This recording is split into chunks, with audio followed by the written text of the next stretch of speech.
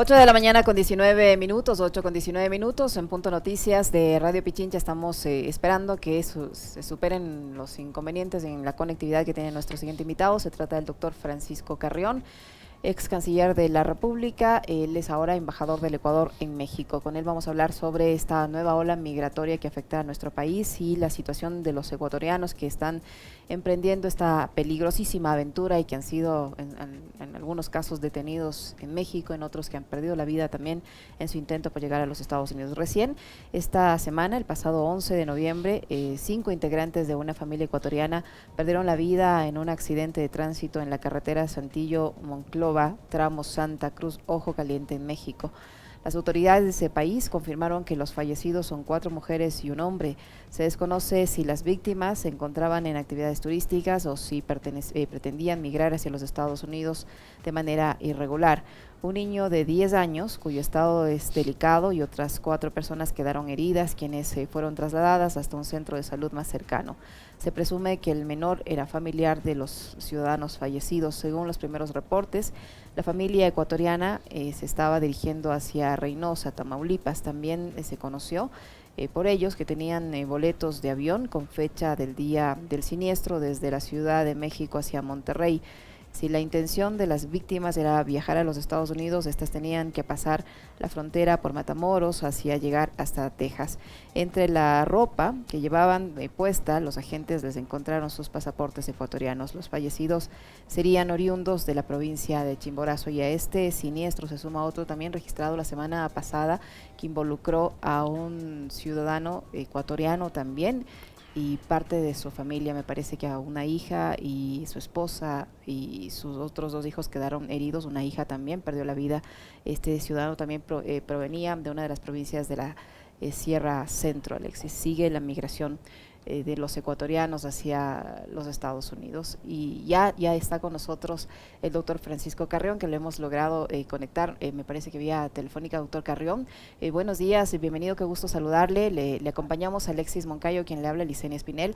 ¿Qué novedades se tiene o qué información tenemos respecto a este nuevo siniestro que enluta a familias ecuatorianas, en este caso de esta familia que perdió la vida, 5 integrantes de la misma familia que ha perdido la vida en un accidente de tránsito registrado el pasado viernes? Embajador, buenos días, bienvenido.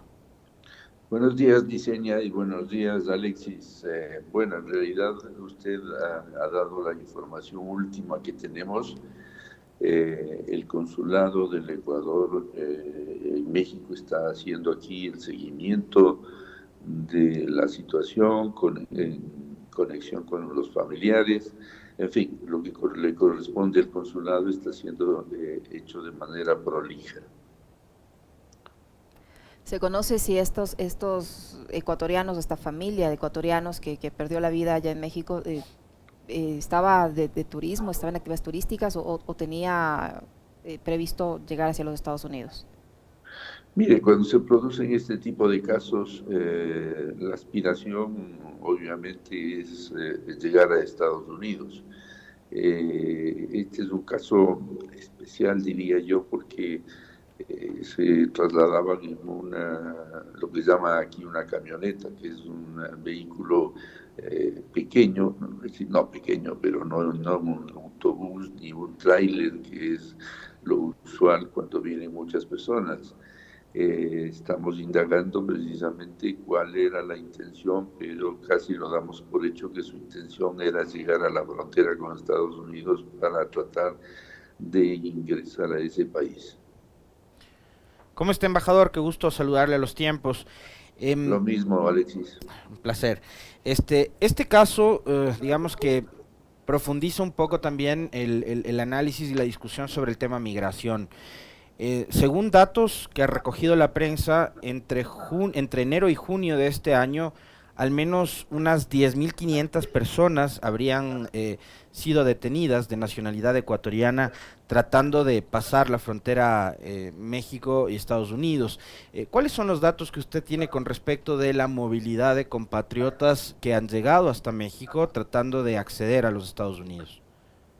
A ver, mire, esa es una información muy difícil de precisar, ¿no? Porque se trata de personas que no llegan con visa desde que hace precisamente un poquito más de un año se impuso la visa por el gobierno mexicano, la el ingreso de los ecuatorianos a México se realiza de forma subrepticia. Entonces es difícil tener una cifra precisa. A lo que usted menciona, a la cifra que usted menciona, yo más bien le añadiría bastantes más, pero sin tener la certeza, porque entran por lugares que no están autorizados. Al constatar que en la visa, que digo, en el pasaporte no hay visa, pues no, simplemente no lo dejan entrar, viniendo sobre todo de otros países centroamericanos, en particular Guatemala, que es el país que tiene la más extensa frontera con México. De ahí que la cifra es siempre aproximada. No se sabe en cuántos llegan, cómo llegan, y muchos de ellos no se sabe en qué condiciones llegan. Pero en realidad es un número que después de la imposición de la visa ha disminuido considerablemente, puesto que antes había la facilidad de tomar un avión y llegar a Ciudad de México o a Cancún. Doctor Carrión, ¿cuál es la situación de los ecuatorianos, en especial de los niños, no que han emprendido esta aventura peligrosa y que viajan no acompañados y que en este trayecto han sido retenidos en México, y de qué manera su representación diplomática ya puede intervenir, puede gestionar algún tipo de ayuda para los ecuatorianos que están detenidos en los puestos fronterizos de México? Bueno, la verdad es que México en eso ha tenido una actitud muy comprensiva, y es en general, pero con los ecuatorianos quizás en particular. Nosotros hemos desarrollado, la embajada, quiero decir, ha desarrollado una relación de colaboración muy estrecha con el Instituto Nacional de Migración de México. Y entonces cuando capturan o retienen a un ciudadano mexicano, nos comunican inmediatamente para que el consulado tome contacto con ese compatriota. Lo más triste es lo que usted menciona respecto de los niños no acompañados, y es el caso de padres que, no sé, de una manera absolutamente irresponsable, envían a sus hijos sin ninguna protección, sin ninguna seguridad, y entonces se ven abandonados, no saben a dónde llegan estos famosos coyotes, no les dan ninguna certeza, ninguna seguridad. Es decir, es una cosa dramática y trágica que resulta muy difícil manejar. En todo caso, consulado, hay dos consulados aquí en México, el uno en Monterrey y el otro en Ciudad de México. Probablemente el de la Ciudad de México es el que más trabajo tiene y da especial cuidado y está en permanente contacto con el Instituto Nacional de Migración de México para atender estos casos que, como usted señala, resultan dramáticos y trágicos en muchos casos. ¿Y se conoce de cifras de los ciudadanos, tanto niños como adultos, que estén retenidos en México? Mire, como le digo, es muy difícil el tema de las cifras, porque muchos de ellos, si no la mayoría, no tienen documentos consigo, ¿no?, que prueben su nacionalidad, sino que es una información que la dan verbalmente ellos. Y entonces no se puede tener una cifra más precisa de niños o de menores de edad, ni tampoco de adultos que muchas veces pierden el pasaporte, pierden documentos de identidad o inclusive ellos mismos los dañan, los destruyen para no, en fin, no aparecer como de ninguna nacionalidad para el caso de una deportación que México hace y tiene el problema de no saber a qué país tiene que devolver a ese ciudadano, ¿no? Embajador, hemos visto que estos coyoteros, que además, digamos, mientras más compleja es la ruta por la cual hacen transitar a los migrantes, más costoso se vuelve incluso el pago, ¿no? Pero hemos visto también que se publicitan en redes sociales, ofrecen estos servicios a través de las plataformas digitales. ¿Hay algún tipo de control o de mecanismo mediante el cual se pueda combatir, digo, internamente a estos personajes que juegan con la vida de los compatriotas, tratando de llevarlos hasta los Estados Unidos, entendiendo también la desesperación que tienen los connacionales de tratar de salir para buscar mejores días, ¿no?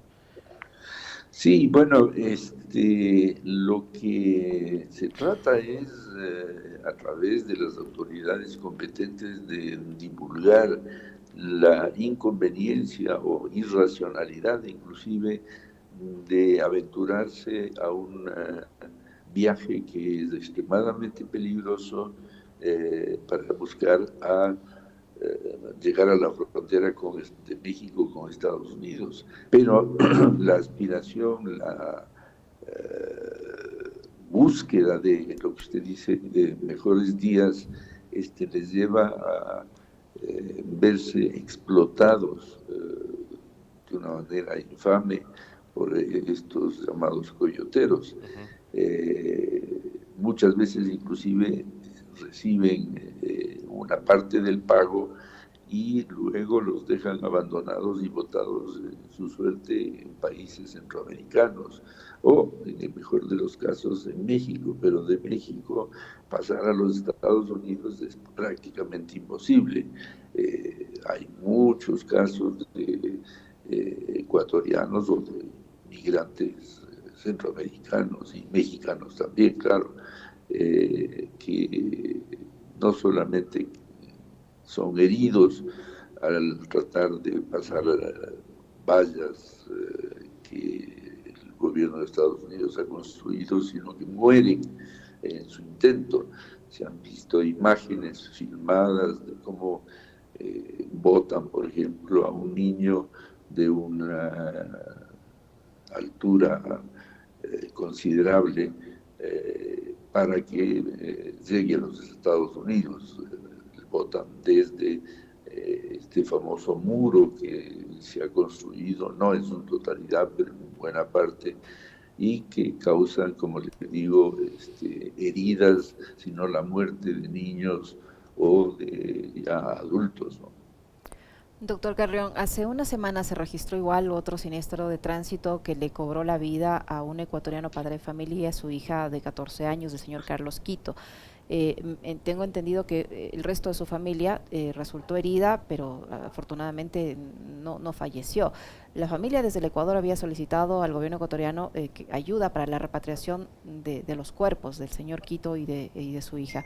¿Qué ha pasado con ese caso? ¿Se le ha dado atención? ¿Hay algún fondo especial destinado para atender a estas personas en caso de que se requiera la repatriación de los cuerpos al Ecuador?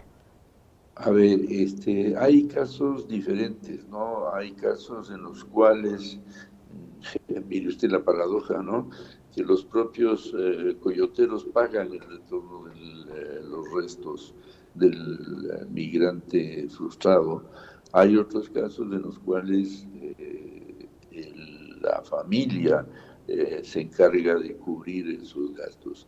Y también hay casos en los que son pocos, porque los recursos de que dispone el gobierno ecuatoriano, porque el consulado como tal no tiene fondos, tiene que hacerse gestiones con el gobierno nacional para que puedan retornar. Por eso le digo que hay varios casos y diferentes, vamos a decir, implementaciones para efectos del retorno de los restos de esos migrantes frustrados ecuatorianos del Ecuador. En el caso puntual del señor Quito, ¿qué ocurrió? ¿Fueron ustedes Eh, notificados? ¿Les han ayudado de alguna manera a la familia o lo hicieron ellos por su Por cuenta? supuesto, por supuesto. Nosotros, el consulado, quiero decir, porque esto es un asunto consular, toma contacto inmediatamente con las familias y les hace saber lo que ha sucedido y les pide, vamos a decir, instrucciones o cuál es su deseo. Y como le digo, hay casos en donde los mismos coyoteros, paradójicamente, pagan el retorno de los cuerpos, en otros casos es el gobierno y en otros casos es la familia, que no quiere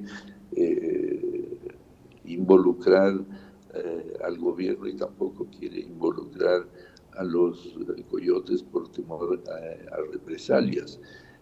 Todo el mundo este de la migración es un mundo de miseria humana, ¿no? En cuanto a lo que hacen los coyotes, explotar a las familias, a los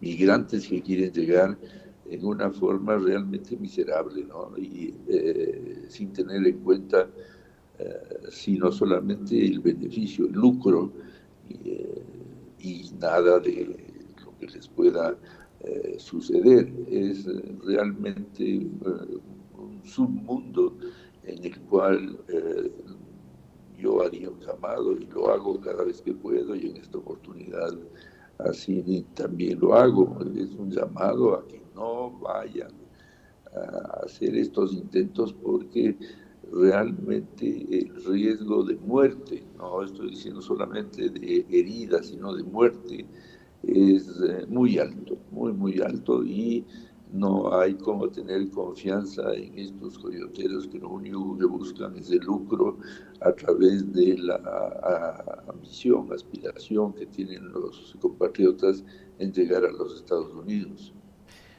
Embajador, en otro tema y conociendo además que, digamos, hay un jefe de la política exterior en un país que es el canciller, pero yo quiero apelar a su larga experiencia y trayectoria como diplomático de carrera que es, y conocer su opinión también con respecto de lo que ha sido este pronunciamiento de Ecuador en el Foro de Naciones Unidas a favor de Israel, digamos, de alguna forma también avalando la ocupación de territorios palestinos.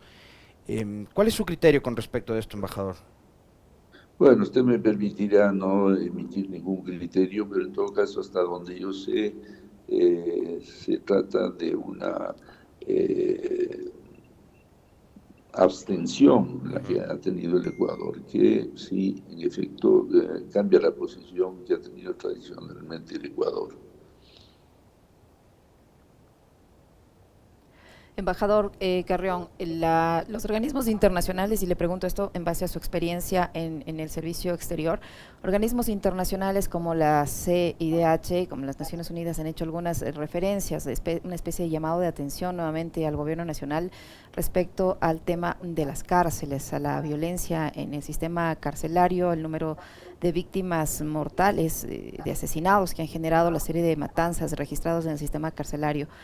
¿Cómo se siente o cómo está la imagen del Ecuador a nivel internacional a raíz de esta crisis de violencia que se registra en el país? ¿Qué se dice en México de la situación que se vive en el Ecuador, que tiene 3 provincias en estado de excepción y que hace menos de 2 semanas tuvo días bastante difíciles en cuanto a la violencia?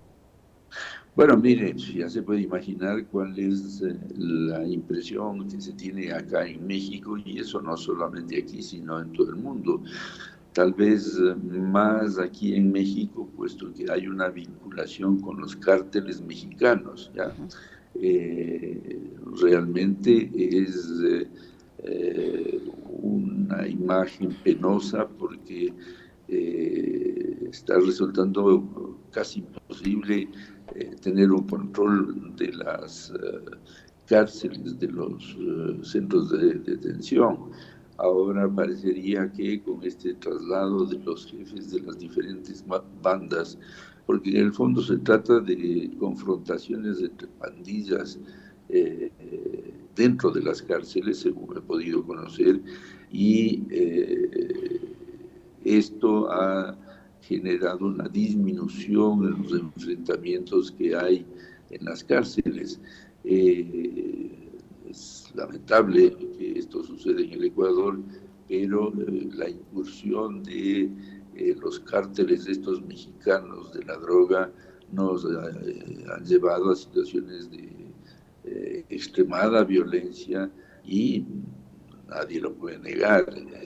Estas noticias se riegan por el mundo y la imagen del Ecuador se deteriora. Eso es así, sería irreal decir otra cosa.